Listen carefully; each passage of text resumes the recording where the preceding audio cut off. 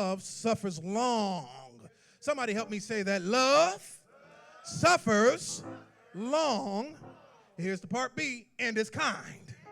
Amen. It suffers long and it is kind. Love does not envy. Love does not behave rudely. Love does not seek its own. Love is not provoked. Love thinks no evil, does not rejoice in iniquity, but rejoices in the truth, bears all things, believes all things, hope all things, and endures all things.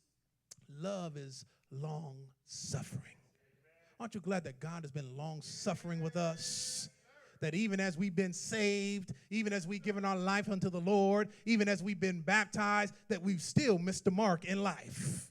But God still loves us enough that he still wakes us every morning. God still loves us enough that he still forgives us time after time after time after time again. Love is long suffering. God has been long suffering with us. Where do you fit in, brothers and sisters? And where are you deficient? Do you need to be kinder? Are you envious? Are you rude? Are you someone that's provoking? You know what you're doing. You know that if you say what you say.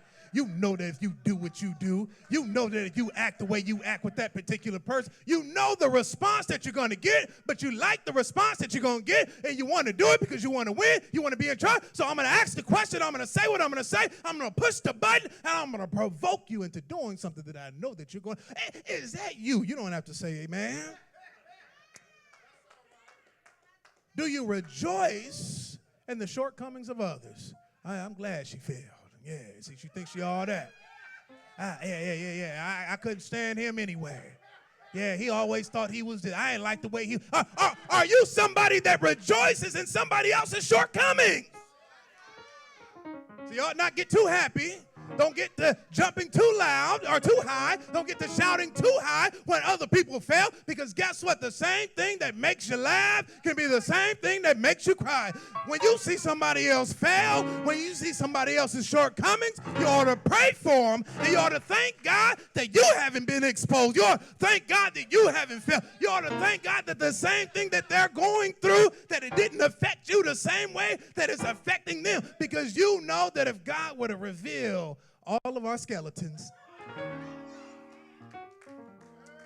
I said if he would have revealed your skeletons.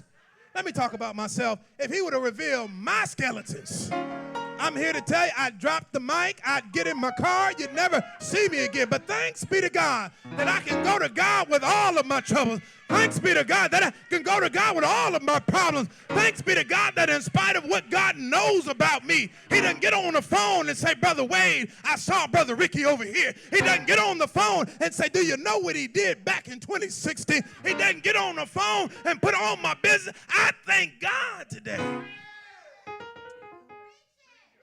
But I also thank God that I've got some folk around me that when they see me get raggedy, they can pull my coattail.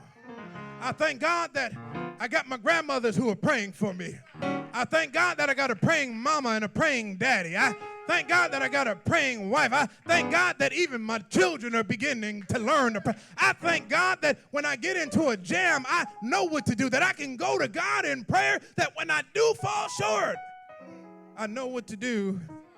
And so are you someone who rejoices in truth? Can you be happy for somebody else? Can you be so happy when God blesses your sister? Can you be happy when God blesses your brother? Okay, can you be happy? And so in 13:8-10, he says, love, listen to this, it never fails.